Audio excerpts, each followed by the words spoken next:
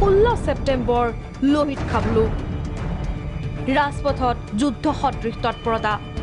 বাৰিষাৰ বতৰত এইদৰে মাজপথতেই জন্ম হৈছিল শিশুৰ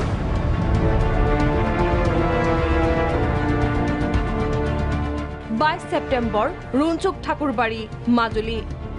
এইদৰে ঠেলাতেই জন্ম লাভ এটি দেৱকন্যাৰ ৰাজপথৰ অৱস্থাৰ কথা আমি নকওঁ দৃশ্য দেখি নিশ্চয় বুজাত অসুবিধা হোৱা নাই এই বিধ্বস্ত যাতায়াত ব্যৱস্থাৰ বাবে আহিব নোৱাৰে এম্বুলেন্স চিকিৎসালয়লৈ অনাৰ এয়াই ব্যৱস্থা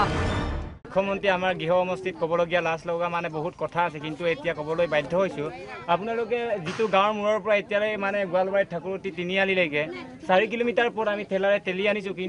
কিন্তু ডেলিভাৰী হৈ থকাৰ অৱস্থাটো এইটো ঠেলাৰে ঠেলি অনাৰ অৱস্থাত প্ৰকৃতিয়ে ইয়াতে প্ৰভাৱ কৰিছে কিন্তু আমাৰ এতিয়াও আকৌ 108 বন্ধ হৈ গৈছে ফোন কৰিছোঁ 4-5 বাৰমান কিন্তু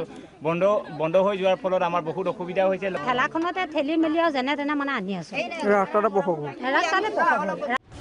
ৰাজপথতেই গাঁৱৰ মহিলা তথা আশা কৰ্মীৰ সহযোগত জন্ম লাভ কৰে শিশুটিয়ে ঠাকুৰবাৰীৰ পৰা তুনিঘাটলৈ বিধ্বস্ত পথ 3 কিলোমিটাৰ পথ পাৰ হওঁতে লাগিল 2 ঘণ্টা অৱশেষত চিকিৎসালয় গৈ নাপায় মুকলি আকাশৰ তলতেই ভূমিষ্ঠ হ'ল আমাৰ নতুন প্ৰজন্মৰ প্ৰতিনিধিৰ ইয়াৰ পিছতেই প্ৰাগ নিউজৰ সাংবাদিকৰ তৎপৰতাত চিকিৎসালয়ত ভৰ্তি কৰোৱা হয় মাতৃ আৰু নৱজাতকক মাজুলীৰ পৰা জ্যোতিষ কুমাৰ তামুলী প্ৰাগ নিউজ